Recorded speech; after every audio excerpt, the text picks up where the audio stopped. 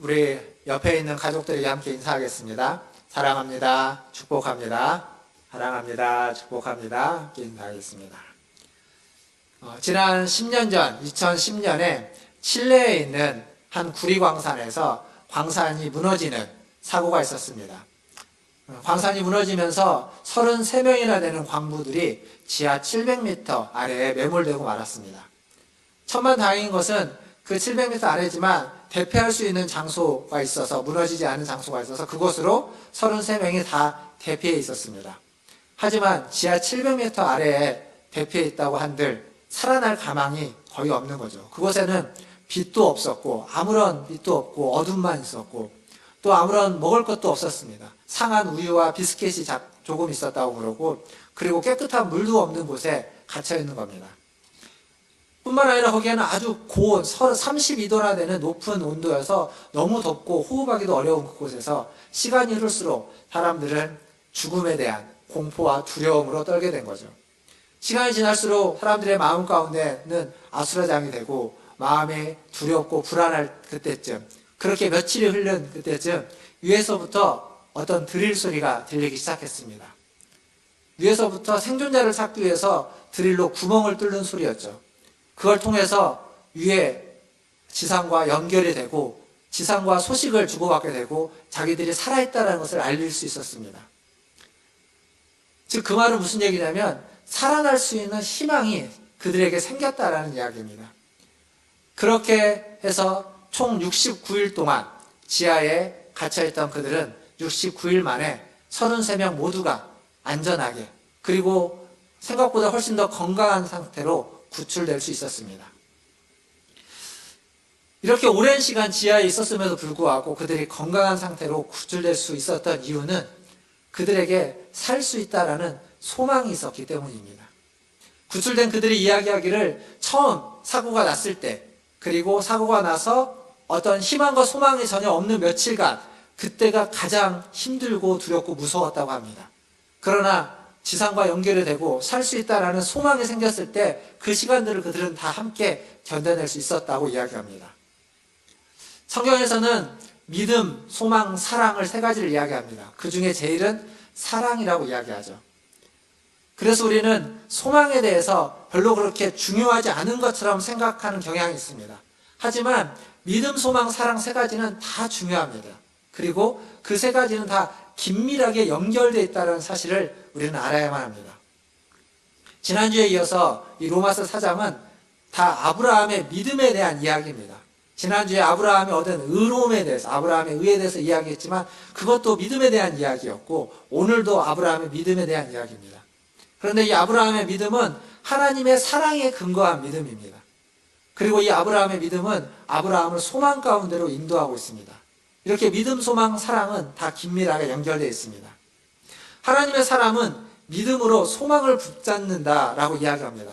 그럼 무슨 얘기냐면 소망이 없는 현실 가운데 있지만, 소망이 보이지 않는 현실을 살고 있지만 그 현실보다, 소망 없는 현실보다 더 크신 하나님을 알기에 그 하나님을 의지하고 믿고 그 하나님으로 말미암아서 소망을 가질 수 있다라는 이야기입니다.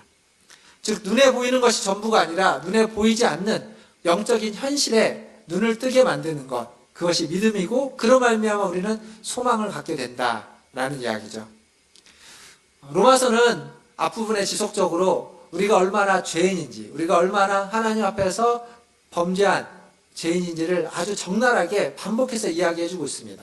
그러다가 3장 21절부터 새로운 의가 나타났다, 새로운 의로움이 우리에게 주어졌다라고 이야기하고 있죠. 그것을 믿음으로, 그를 신뢰하고 받아들임으로 우리는 하나님 앞에서 의롭게 된다라고 영적인 새로운 현실을 이야기해주고 있습니다. 오늘 그 믿음은 바로 아브라함의 믿음이고 우리가 가지고 있는 믿음인 거죠. 세상은 믿음에 대해서 이렇게 이야기합니다. 믿음은 증거가 없는 어떤 것을 확신하는 것이다 라고 하는 거죠. 즉 다른 말로 바꾸면 어떤 없는 것, 존재하지 않는 것, 허상을 믿는 것이라고, 허상을 확신하는 것이라고 이야기합니다. 그렇지만 성경은 믿음을 그렇게 이야기하지 않습니다. 성경은 믿음을 바라는 것들의 실상이요 보지 못하는 것들의 증거다라고 이야기합니다. 즉 세상의 믿음은 증거가 없는 허상을 확신하는 것이라면 성경에서의 믿음은 그 믿음 자체로 보이지 않는 것, 바라는 것들의 증거고 실체다라고 이야기하고 있다는 거죠. 이게 어떤 차이가 있냐면 이해하기 쉽게 설명하면 이런 겁니다. 우리가 비행기나 배를 탈 때 혹은 의사에게 우리가 수술을 받게 될 때를 생각해 보십시오. 사실 그때 우리는 믿음을 실천하고 있는 겁니다. 왜냐하면 비행기나 배는 굉장히 크고 만들기 어렵습니다. 그리고 그것은 아주 안전하게 만들어야만 합니다. 그런데 비행기나 배를 만들 때 결함이 있었다면 어떻게 될까요? 우리는 결함이 있었는지 없었는지를 잘 모르죠. 그리고 그것을 운전하는 기장과 승무원들에 대해서 우리는 전혀 알지 못합니다. 그럼에도 불구하고 믿고 비행기나 배를 탑니다. 뿐만 아니라 의사에게 수술을 받을 때도 마찬가지입니다. 그 의사가 어떤 사람인지 이전에 본 적이 없지만 그 의사의 사람됨과 그리고 더 나아가서 그의 의학 지식들, 그의 기술을 믿고 마취를 통해서 우리는 아무런 의식이 없는 상태로 우리의 몸을 맡기는 겁니다. 그래서 몇 시간의 수술을 거치는 거죠. 그 여행이 안전하다고 누가 장담할 수 있을까요? 그 수술을 통해서 반드시 낫는다고 누가 장담할 수 있겠습니까? 어떻게 확신할 수 있겠습니까? 그럴 수 없는데 우리는 믿고 맡기는 겁니다. 확증할 수 없지만 믿음은 우리의 모든 것을, 우리의 생명을 맡기게끔 만드는 거죠. 믿음을 실천하는 겁니다. 마치 보고 있는 것처럼, 다 아는 것처럼 그들에게 우리의 생명과 우리의 목숨을, 우리의 몸을 맡기는 거죠. 결국 믿음은 증거가 없는 어떤 것을 확신하는 것이 아니라 믿음은 믿을 수 없는 것을 믿게 만드는, 믿을 수 없는 것을 확신하게 만드는 가장 중요한 실체가 믿음이라는 사실입니다. 우리가 보고 있는 아브라함의 믿음도 그러합니다. 아브라함은 무엇을 믿었습니까? 아브라함은 어떤 하나님을 믿었습니까? 오늘 보면 아브라함의 생애를 볼 때 아브라함의 생애는 믿음의 여정이라고 하지만 많은 우여곡절이 있었다는 것을 지난주에도 말씀드렸습니다.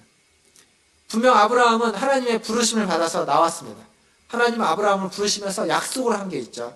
땅을 주실 거라고 약속했습니다. 그리고 자손을 하늘의 별처럼 바다의 모래처럼 많게 하겠다고 약속해 주셨습니다. 그런데 그 약속이 확인되었긴 했지만 그 약속이 이루어질 거라는 기대가 아브라함에게는 많이 없을 수밖에 없었습니다. 왜냐하면 그 중에 한 약속, 자녀를 풍성하게 주겠다는 약속은 아브라함이 약속을 받은 지 25년이 지났지만 이루어지지 않았기 때문입니다.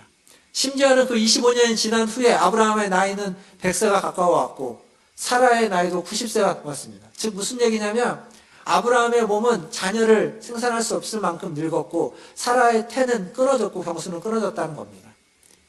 즉 불가능한 상태가 된 거죠. 후사를 갖기에는, 후손을 만들기에는 불가능한 상태가 된 겁니다. 소망이 끊어진 상태입니다. 요즘 시대에 불임 부부들이 많습니다. 저도 몇 명의 불임 부부들을 알고 있는데 그들이 얼마나 힘들어하고 얼마나 아파하는지를 곁에서 이렇게 보면서 듣기도 하고 보기도 합니다.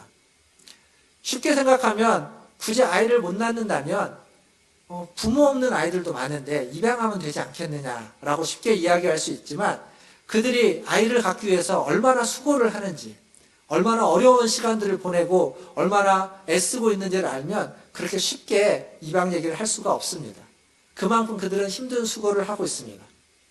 그래서 불임 부부들의 그들의 삶과 인생 한켠에는 어두운 그림자가 드리워져 있다는 사실을 우리는 알 수 있습니다.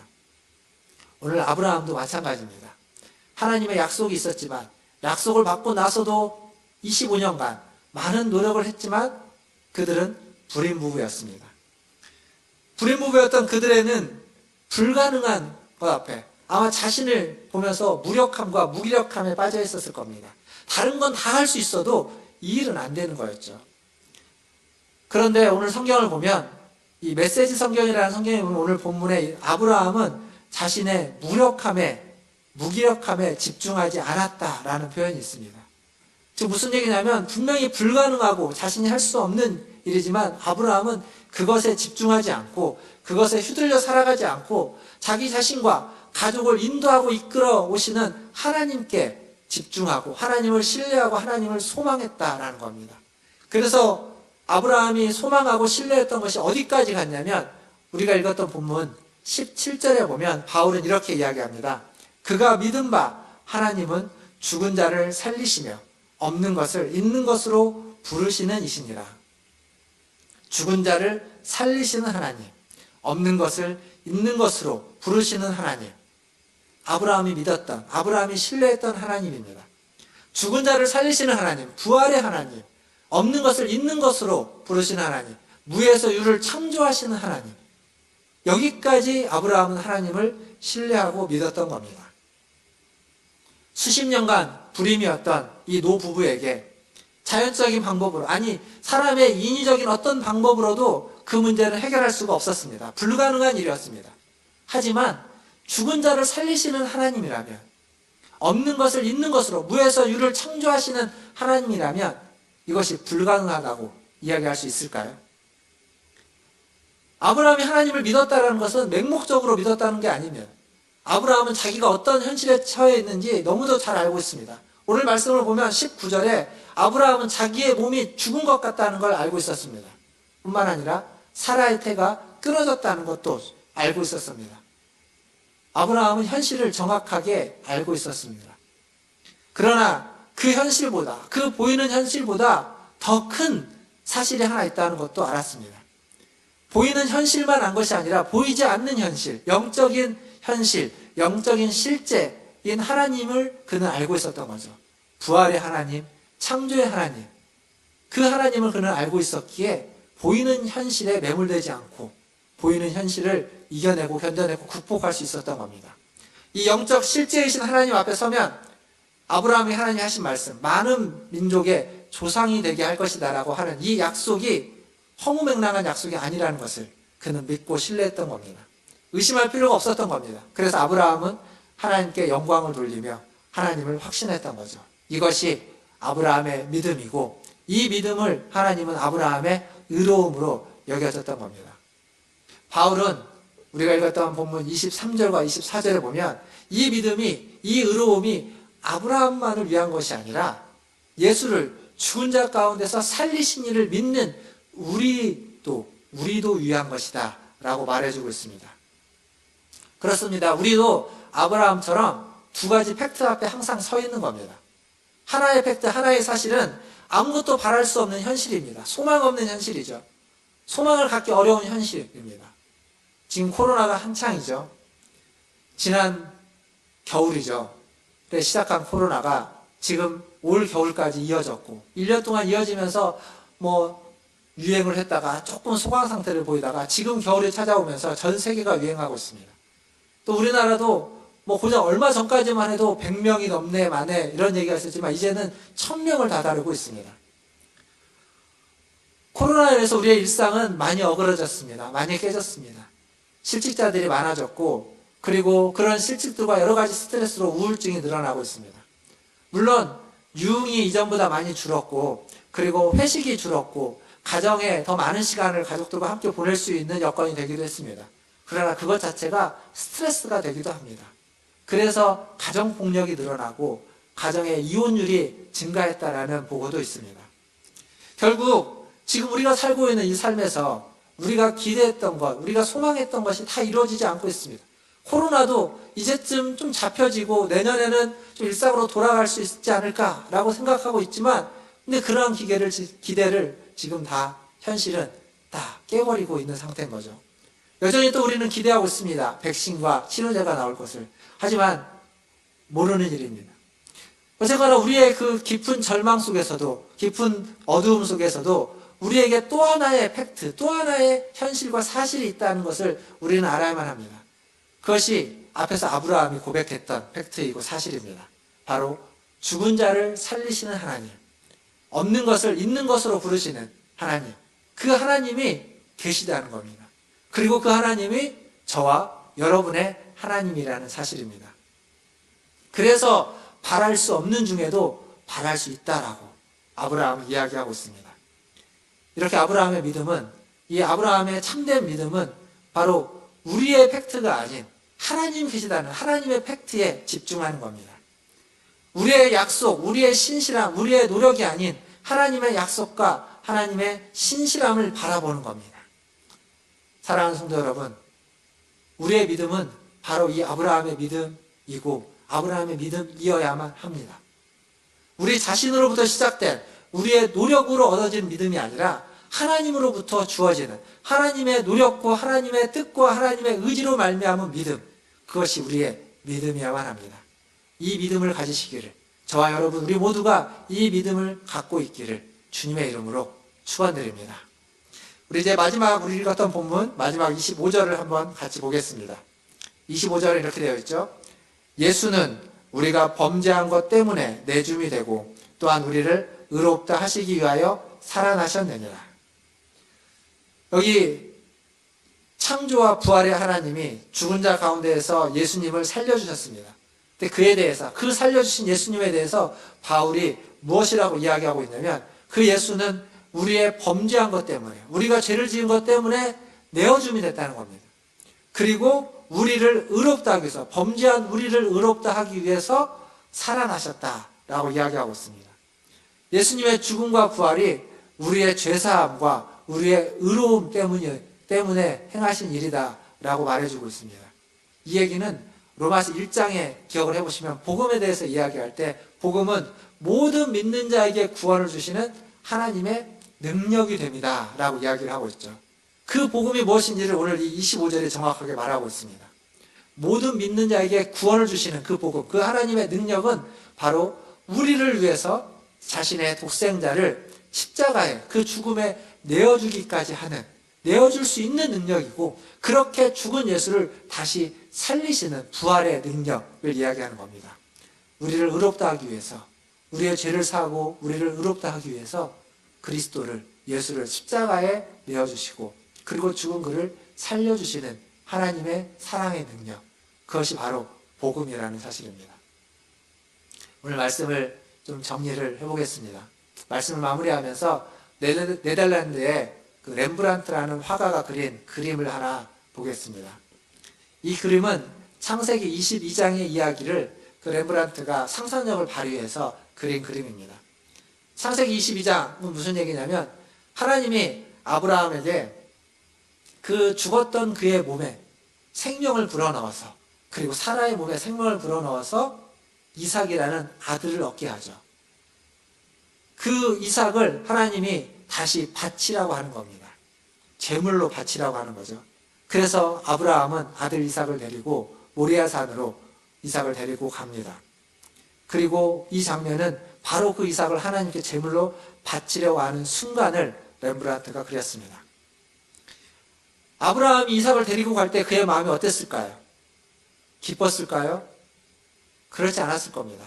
성경에 그 아브라함의 그 복잡한 심경을 묘사하고 있는 한 구절이 있습니다. 창세기 22장 4절에 보면 이런 말씀이 있습니다. 제3일에 아브라함이 눈을 들어 그곳을 멀리 바라본지라. 이 짧은 한 절은 아브라함이 어떠한 심경인지, 그 이삭을 데리고 가면서 얼마나 그의 마음이 찹찹하고 복잡했는지를 잘 말해주고 있습니다. 그리고 아브라함은 거기에 가서 모리아산에서 이삭을 잡으려고, 제물로 바치려고 흉내만 낸 것이 아니라 실제로 바치려고 했던 겁니다. 그림에 보시면 아브라함의 손에서 떨어지고 있는 진짜 칼이 보입니다. 천사가 나타나서 아브라함이 이삭을 죽이려고 하는 그 순간에 천사가 아브라함의 손을 붙잡습니다. 그래서 아브라함이 자기의 손에서 칼을 놓치는 그 찰나를 렘브란트는 그림으로 그렸습니다. 물론 성경은 저렇게 얘기하고 있지 않죠. 성경은 아브라함이 이삭을 잡으려고 할 때, 죽이려고 할 때 하나님이 다급하게 아브라함아 아브라함아 2번 부르는 것으로 묘사하고 있습니다. 그만큼 그 순간이 다급했고 그 순간이 위험했다는 이야기이기도 할 겁니다. 이렇게 믿음의 조상, 자신의 아들까지도 죽이려고 했던 믿음의 조상 아브라함. 하지만 우리는 압니다. 아브라함의 믿음이 항상 온전하지만 않았던 것을. 믿음대로만 살지 못했다라는 사실을 우리는 압니다. 그의 순종은 불완전했고 그가 하나님을 믿는 그의 신뢰도 수시로 오락가락했습니다. 그렇지만 그런 흠결과 그런 실패에도 불구하고 아브라함은 하나님의 약속은 붙잡고 있었습니다. 그것을 어디서 알 수 있느냐? 히브리서 11장 19절에 보면 이런 말씀이 있습니다. 그가 하나님이 능히 이삭을 죽은 자 가운데서 다시 살리실 줄로 생각한지라. 비유컨대 그를 죽은 자 가운데서 도로 받은 것이니라. 분명 그의 믿음의 삶은 완벽하지 않았지만 그는 하나님이 죽은 자 가운데서 그를 다시 살리실 걸 믿었습니다. 왜 그게 가능했을까요? 아브라함이 경험했기 때문입니다. 죽었던 자신의 몸에서, 죽었던 자기 아내의 몸에서 하나님이 이삭을 낳게 하는 그 생명을 다시 잉태케 하는 것을 경험했기에 지금 이것이 이해할 수 없는 상황이지만, 하지만 그래서 복잡 미묘하지만 하나님을 믿은 거죠. 알 수 없는 방법으로 하나님이 다시 살리실 거라는 것을. 그의 믿음의 삶을 완벽하지 못했어도 그의 믿음은 하나님이 얼마나 크신 분인지, 하나님이 얼마나 위대한 분인지를 알고 고백하는 실천을 하고 있었다는 사실입니다. 사랑하는 성도 여러분, 아브라함은 이렇게 크신 하나님을 믿었습니다. 그리고 아브라함은 그렇게 크신 하나님을 따라 믿음의 여정을 살아갔습니다. 그리고 우리도 마찬가지로 아브라함처럼 믿음의 여정을 살아가고 있습니다. 그리고 그 크신 하나님이 저와 여러분의 하나님입니다. 그리고 지난 43년 전에 우리 문화촌 제일교회를 이곳에 세우신 하나님이시기도 합니다.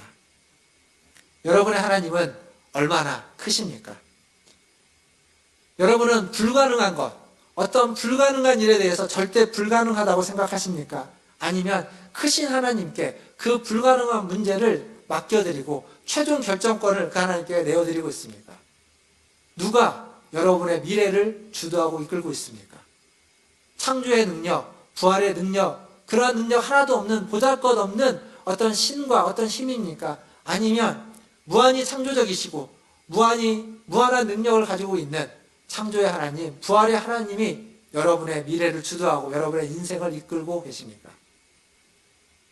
저와 여러분의 인생은 그 크신 하나님께, 그 위대한 하나님께 달려있고 맡겨져 있다는 사실을 꼭 기억하시기를 바라겠습니다. 저와 여러분, 우리의 하나님이 바로 그 크신 하나님이시고 그 위대하신 하나님이십니다. 그 하나님 앞에 오늘 또 전심으로 예배하고 마음을 다해서 크신 하나님 앞에 기도하고, 비록 한 자리에 모여서 함께 있지는 않지만 그 크신 하나님은 교회 예배당에 있든 가정에 있든, 가정에서 TV로 예배를 드리던 아니면 컴퓨터 앞에서 예배를 드리던 아니면 핸드폰 화면을 보면서 예배를 드리던 크신 하나님은 우리의 예배 가운데, 여러분이 드려지는 그 예배 가운데 함께 하실 것이며, 그 예배를 통해서 하나님은 은혜를 베푸시고 하나님은 우리를 인도해 주실 거라고 믿습니다. 그 크신 하나님을 바라보시면서 그 크신 하나님께 집중하면서 이 어려운 때를 이겨내시고 극복해내시는 저와 여러분 다 되시기를 주님의 이름으로 축원드립니다. 다 함께 기도하겠습니다.